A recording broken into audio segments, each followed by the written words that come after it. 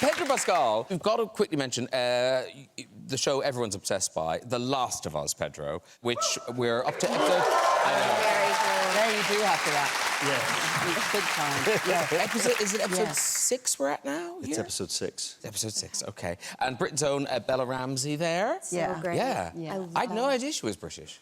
Really? No. Well, you saw Game of Thrones, didn't you? No. Oh, you didn't? Oh. What? It's got dragons in it. Why would I watch that? Game of Thrones. I mean, I've seen all your episodes. Yeah. Right.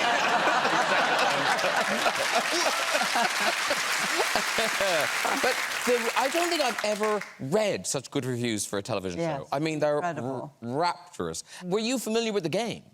I didn't know about the game before I got the job. And then I got the job and I found out very quickly about the game.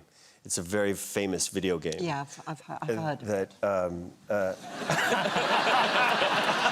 You haven't played The Last of Us? No.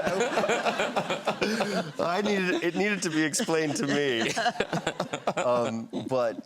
When I got the job, I was very familiar with HBO. I was very familiar with Craig Mazin, who created Chernobyl. Yeah. And but I called my sister, who's got 2 teenage boys, and I was on speaker when she answered. She was dropping them off at school, and she's like, "What's going on?" And I said, "Well, there's this job offer and or opportunity that it's based actually on a video game." And Bruno and Pedro are my nephew's names, and they're like, "What is it?" And I was like, "It's called The Last of Us! You better get that job!" You talk about getting that job. Your experience of getting that job, quite hazy, I think. Yeah. I was in London. This is horrible. Okay. Okay, so it all happened very, very quickly. It was a very strange thing where it was read the scripts, talk to Craig, and then, you know, it was getting later and later at night. And we were shooting in London at the time, and they needed me to stay up late to meet the creator of the video game and the executive producer, Carolyn Strauss, who was on Game of Thrones, and to continue kind of like, you know, trying to convince them to hire me for the job. And by the time it was all said and done, it was late, and I took an Ambien, a sleeping tablet. That's strong. To go to bed, yeah. Because I knew that I needed to, because I was, at that point, I was kind of hyped up. Yeah. You've got to work the next day. You've got to Yeah, and I was excited about the prospect. So they called me to tell me that I had gotten the job, but I'd already taken the tablet. So I really didn't think, I thought that I would at least have to wait until the next day, you know?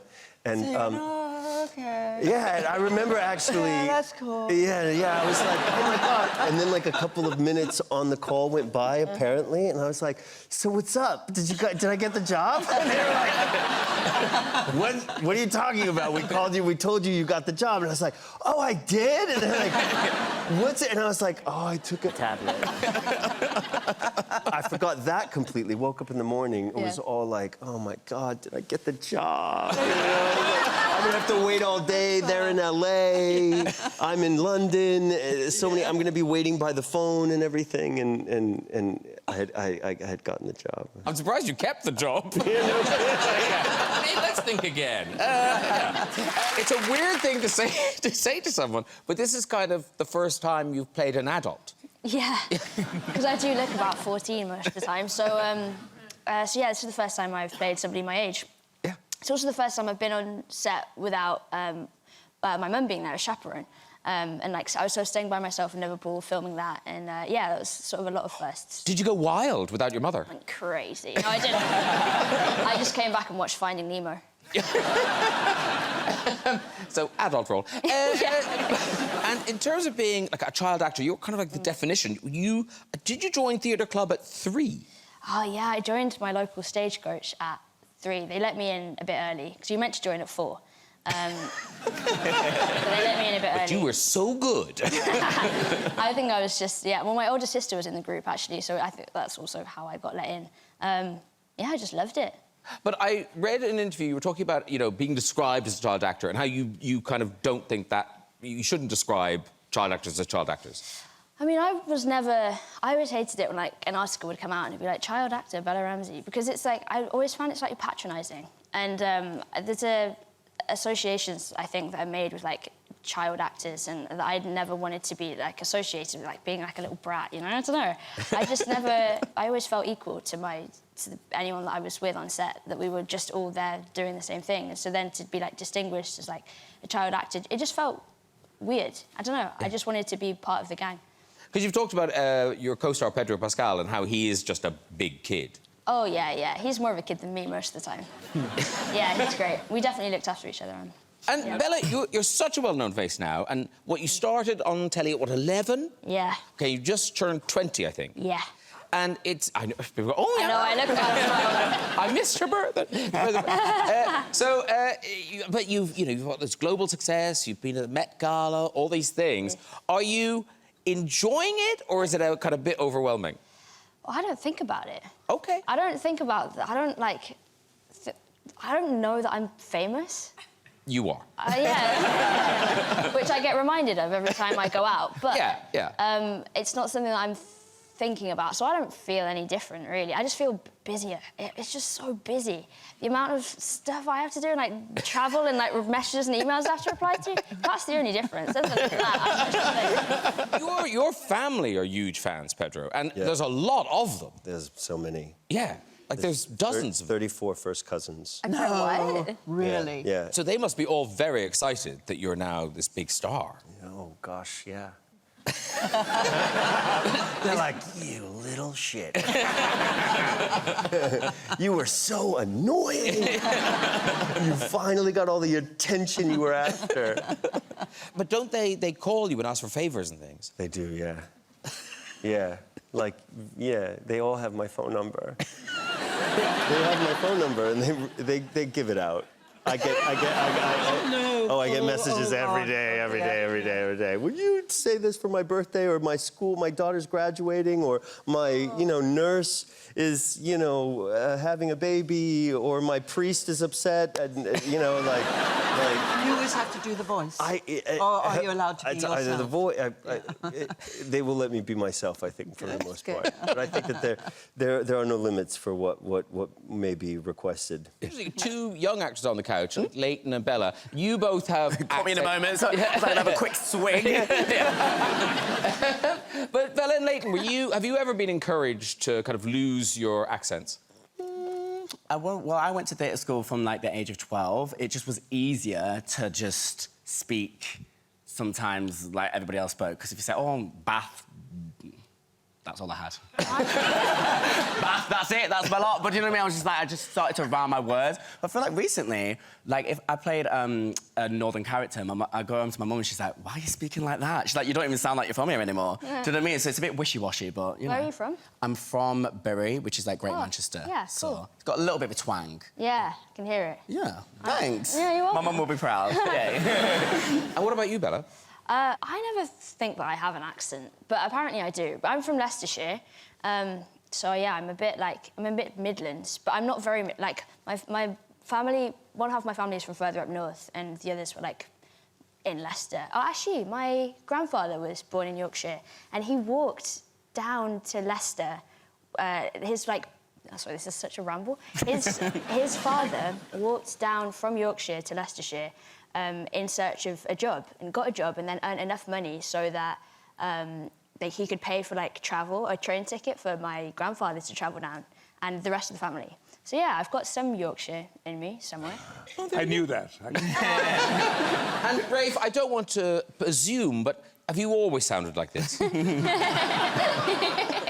I remember at drama school we were generally encouraged to fine-tune our RP and just generally speech in general. But I think this is about 40 years ago now, and I think the thing was, if you have an accent, you be proud of your accent.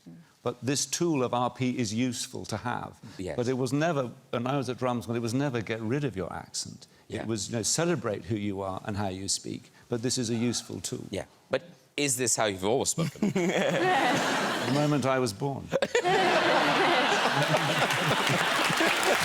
Pedro Pascal, sort of jobbing actor for Yes. and now suddenly king of television, two of the biggest shows on TV, The Mandalorian and The Last of Us. So, yeah. Are you... I mean, because, you know, because, like I say, you've been in the business for a long time, are you enjoying all this sudden attention? Yeah. And love. Ariana, back to your Oscar. Absolutely not. That's all you, Bill. No, but you're getting lots of attention. Like, for instance, what are you? Are you the daddy of the internet? What's internet daddy? Me. Yeah, you are. Internet daddy. Yeah. I'm still trying to figure it out. No, people I feel are like obsessed it by you changes. being... There's Zaddy, there's Daddy. Zaddy. Ooh. Zaddy. Okay. With a Z. I mean, that's very like silver foxy. It's like kind of an air about you, like a zaddy. Zaddy is? I'll take it all. Kind of, I guess. I'm sort of a saddy. A zaddy. Saddy. That's the thing, is Or that a I Maddie. am a Saddy, actually. Zaddy. No, listen, there's memes and stuff, but even on Twitter, they're all going crazy for it. Like, I need to stop calling Pedro Pascal daddy. It's becoming a problem. Refraining myself to scream daddy every time I see Pedro Pascal on my screen. Pedro Pascal is my cool, slutty daddy. Yes. And then I love this one down here. Pedro Pascal is a biblically gorgeous man. I want to feed him grapes. I want to fan him with the frond of a date palm from the forest of Lebanon. I want to find the alabaster vial of perfume oil that one woman broke for Jesus and comb it through his hair. Yeah. I'm gonna DM that person. And the last sentence is, like he's stressing me out. So gorgeous. But good job. It's gone. Right. Go on, honey. Have you guys ever dabbled in Shakespeare? I've You? not. Yeah. I have, yeah. My first monologue with my acting group that I go to, television workshop. When you get into like the 11 to 16 group, you have to do a monologue in front of everybody, and they gave me Puck's monologue from Midsummer Night's Dream. So that was my first thing with Shakespeare. And then, like, I studied Macbeth in school and then just read Hamlet recently and did another monologue, actually, for the television workshop, because when you get in, every year, like, we do monologues. So, yeah. Okay. Are Are you still in the television workshop? Yeah. I still go whenever I can. I feel you've outgrown it. No. And, you know, every time I go, I learn something Okay. from watching people. Yeah. I go back every time I can. And what about you, Leighton? Have you ever done any? My fingers in many pies. However, I would like to give it a little go. Never say never. Not the Shakespeare You know, pie. Okay. A little Mercutio. I just think maybe because I watched the movie and he was giving it Queen, so give that a go. You know, you just never know. Actually, talking of skills, you failed to learn a skill on The Kingsman, didn't you, Pedro? The lasso. Yeah. I even said it the way it's said here, because it's a lasso. It's not a lasso, it's a lasso. It's totally a lasso. Like a lasso? Lasso? No. In the Wait a States, minute. we say lasso. Wait, in America you say lasso. Lasso. Absolutely. I've never heard that. Yeah. Lasso. I feel we're being pranked. I've never heard that. I've never heard that. And, It was- and you it- know, it I've was- worked with Harrison Ford on 1923. Yeah, but you have a whip. It's true, he didn't have a lasso. And so, did you try to learn to whatever that's called? I was terrible with the lasso. I was good with the whip.